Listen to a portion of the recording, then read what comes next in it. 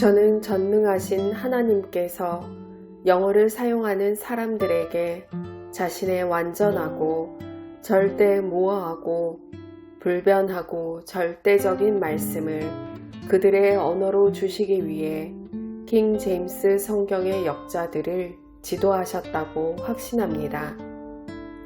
저는 또한 그분께서 그 안에 들어있는 77만 3,692 단어들을 지금 있는 그대로 보존해 주셨다고 확신합니다. 그분께서는 분명히 자신의 말씀을 보존해 주시겠다고 약속하셨습니다. 주의 말씀들은 순수한 말씀들이니 흙 도가니에서 정제하여 7번 순수하게 만든 은 같도다. 오 주여, 주께서 그것들을 지키시며 주께서 그것들을 이 세대로부터 영원히 보존하시리이다. 시편 12장 6절에서 7절. 예수님께서 대답하여 이르시되 기록된 바 사람이 빵으로만 살 것이 아니요 오직 하나님의 입에서 나오는 모든 말씀으로 살 것이라 하였느니라 하시더라. 마태복음 4장 4절. 하늘과 땅은 없어지겠으나 내 말들은 없어지지 아니하리라.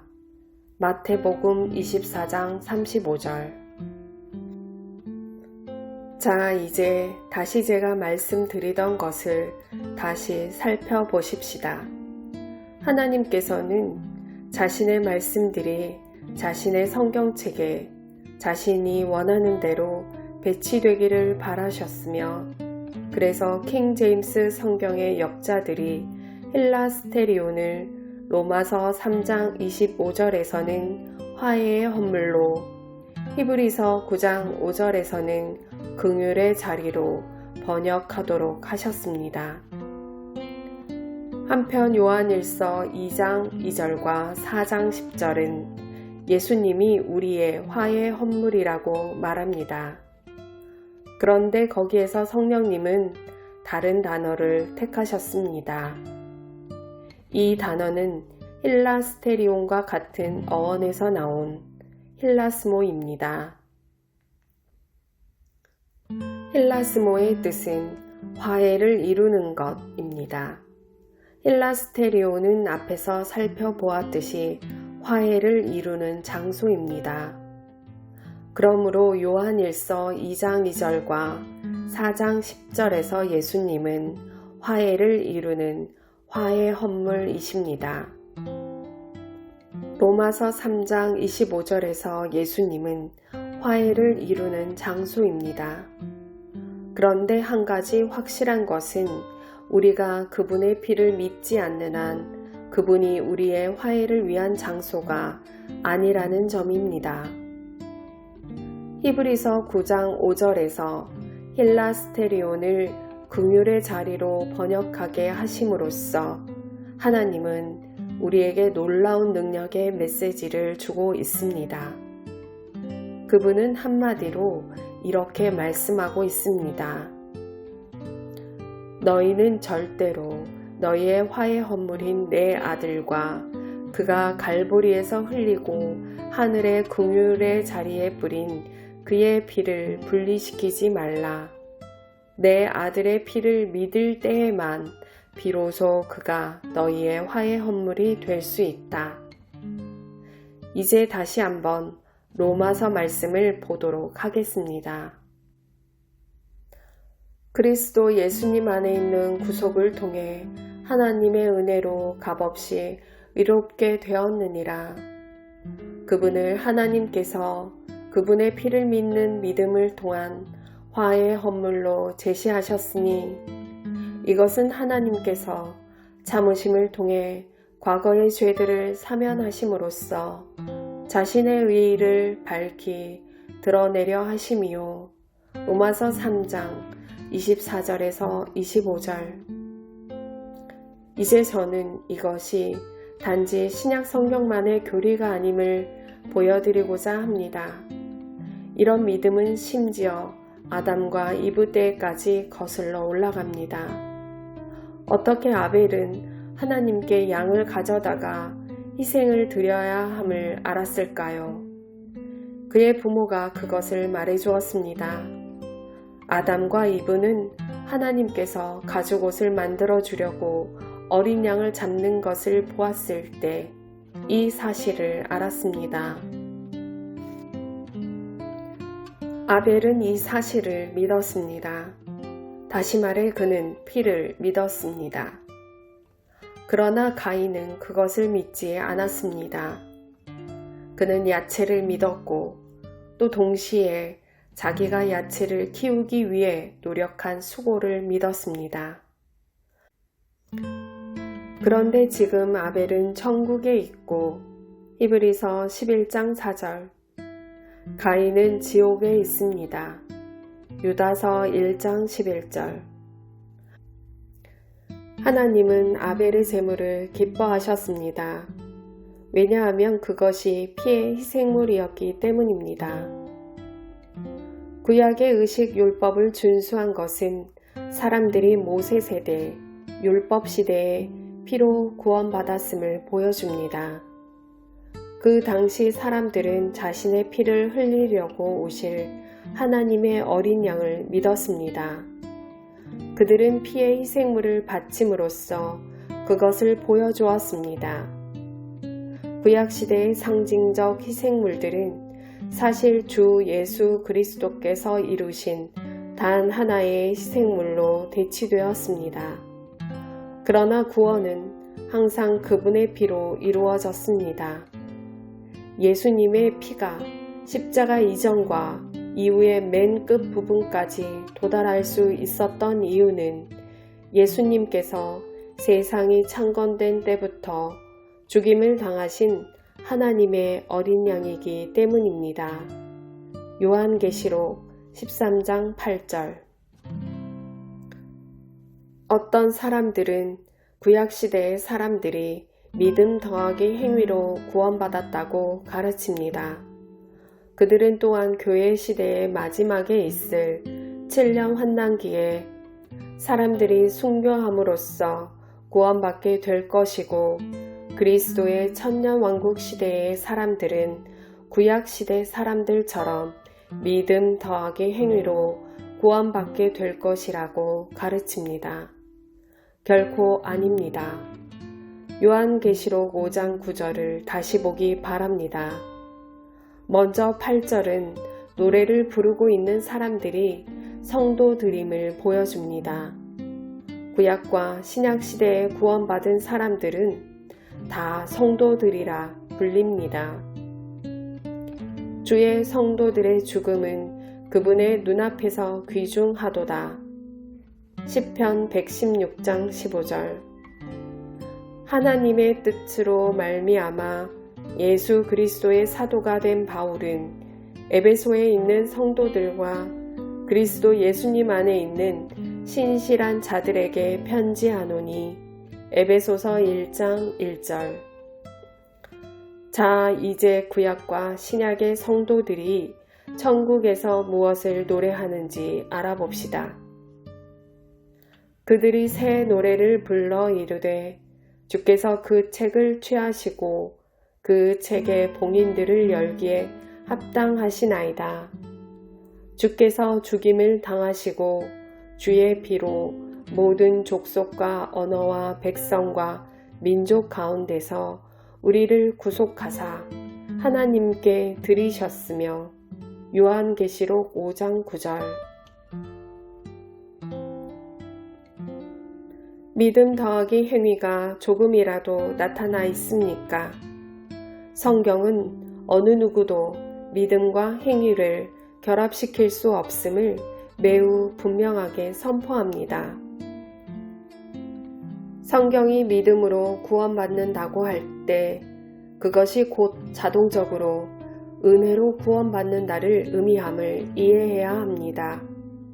로마서 4장에서 사도 바울은 아브라함이 행위가 아니라 믿음으로 의롭게 된 것을 이야기하고 있습니다. 만일 아브라함이 행위로 이롭게 되었으면 그 일에 대하여 자랑할 것이 그에게 있으려니와 하나님 앞에서는 없느니라. 성경 기록이 무엇라 말하느냐? 아브라함이 하나님을 믿음에 그것을 그에게 의로 여기셨느니라 하느니라. 이제 일하는 자는 품삯을 은혜로 여기지 아니하고 빚으로 여기거니와 일을 하지 아니할지라도 경건치 아니한 자를 의롭다 하시는 이를 믿는 자에게는 그의 믿음을 의로 여기시느니라. 로마서 4장 2절에서 5절. 이 구절은 분명하게 아브라함이 행위가 아니라 믿음으로 구원받았음을 보여줍니다. 같은 장에서 바울은 또 이렇게 말합니다. 그러므로 그것이 은혜로 되게 하려고 믿음에서 나나니 그 목적은 그 약속을 모든 씨에게 확고하게 하려 하심이라. 그것은 곧 율법에 속한 자들에게만 아니라 아브라함의 믿음에 속한 자들에게 그 약속을 확고하게 하려 하심이니 그는 하나님 앞에서 우리 모두의 조상이라. 로마서 4장 16절. 그러므로 결론이 났습니다. 만일 이 일이 믿음으로 된다면 그것은 곧 은혜로 됩니다. 이제 저는 다시 한번 믿음 더하기 행위가 어디에 조금이라도 나타나 있는지 묻고 싶습니다. 바울은 또한 이렇게 말했습니다. 만일 은혜로 된 것이면 그것이 더 이상 행위에서 난 것이 아니니 그렇지 않으면 은혜가 더 이상 은혜가 아니니라. 그러나 만일 그것이 행위에서 난 것이면 더 이상 은혜가 아니니 그렇지 않으면 행위가 더 이상 행위가 아니니라. 로마서 11장 6절. 구원이 믿음으로 이루어지므로 그것은 자동적으로 은혜로 됩니다. 그리고 성경은 매우 분명하므로 당신은 은혜와 행위를 결합시킬 수 없습니다. 당신은 결코 믿음과 행위를 결합시킬 수 없습니다. 그러므로 저는 믿음 더하기 행위가 어디에서 조금이라도 나타나 있는지 알고 싶습니다. 아브라함은 주께서 우리를 주의 피로 구속하시고 하나님께 드리셨습니다 라고 노래하는 천국의 무리들 가운데 있습니다. 구원은 항상 예수님의 십자가의 피로 이루어졌고 앞으로도 항상 그렇게 될 것입니다. 이로써 예수님께서 홀로 모든 영광을 받으십니다. 그리고 그것은 합당합니다. 다시 로마서 4장 2절을 봅시다. 만일 아브라함이 행위로 의롭게 되었으면 그 일에 대하여 자랑할 것이 그에게 있으려니와 하나님 앞에서는 없느니라. 만일 어느 시대에 사람들이 자기 자신을 구원하기 위해 무슨 일을 했거나 구원자를 도왔다면 그들 자신이 영광을 받았을 것입니다. 만일 구약시대 사람이 믿음과 행위로 구원받았다면 그들은 자기들을 천국에 들어가게 해준 그런 행위를 자랑해야 합니다. 만일 7년 환난기에 사람이 순교함으로써 구원을 받을 수 있다면 그들은 스스로 영광을 받을 것입니다. 만일 천년왕국에서 사람이 믿음과 행위로 구원을 받을 수 있다면 그들은 스스로 영광을 얻을 것입니다.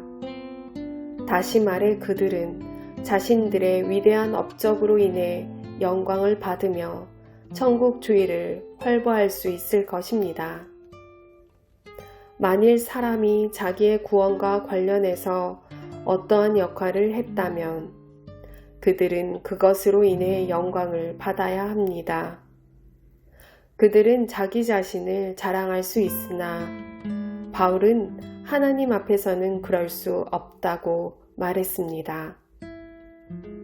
하나님 아버지께서는 그것을 그렇게 정해 놓으심으로써 자신의 아들을 제외한 어느 누구도 세세토록 천국에서 어떤 영광도 받을 수 없게 하셨습니다.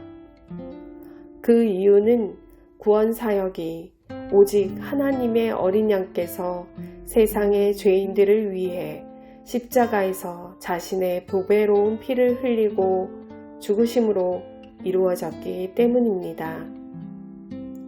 예수님께서는 자신이 말씀하셨던 것처럼 사흘 만에 무덤에서 나오셔서 이 시간에 살아계시며 영원히 모든 영광을 받으실 것입니다.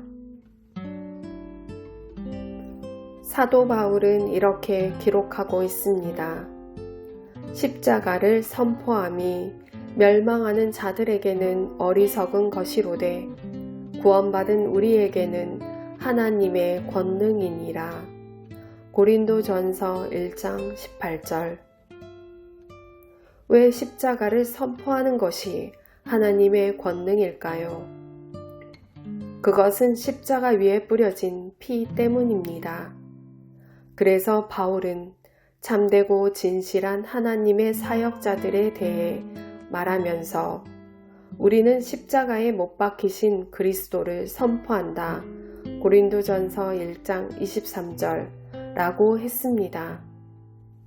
우리는 하나님의 권능이 예수님의 십자가의 피 안에 있음을 압니다. 하나님은 모든 시대의 모든 죄인들을 구속하는 일을 주 예수 그리스도의 피로 이루셨고 그래서 그분께서 모든 영광을 받으십니다. 로마서 4장 2절에서 아브라함은 하나님 앞에서 자기의 행위를 자랑할 수 없었다는 점을 명심하십시오. 이제 바울이 십자가를 선포함이 하나님의 권능이라고 쓴 뒤에 무엇라고 말했는지 살펴봅시다. 하나님께서 있는 것들을 쓸모없게 하려고 세상의 천한 것들과 멸시받는 것들을 택하시고 참으로 없는 것들을 택하셨나니 이것은 어떤 육체도 자신 앞에서 자랑하지 못하게 하려 하심이라. 그러나 너희는 하나님에게서 나서 그리스도 예수님 안에 있고 예수님은 하느님에게서 나사 우리에게 지혜와 의와 성별과 구속이 되셨으니 이것은 기록된 바 자랑하는 자는 주를 자랑할지니라 함과 같게 하려 함이니라. 고린도전서 1장 28절에서 31절. 구원받은 사람들 중 어느 누구도 스스로 영광을 취하며 하나님 앞에서 자랑할 수 없을 것입니다. 주 예수 그리스도는 우리에게 구속이 되셨으므로 홀로 영원히 모든 영광을 받으십니다. 그래서 우리가 자랑할 때는 그분을 자랑할 것입니다. 이것의 완벽한 예가 모든 시대의 모든 성도들이 합창으로 소리 높여 천국에서 노래하는 것을 통해 나타납니다. 왜냐하면 그들은 같은 방법으로 모두 구원받았기 때문입니다. 그들이 새 노래를 불러 이르되 주께서 그 책을 취하시고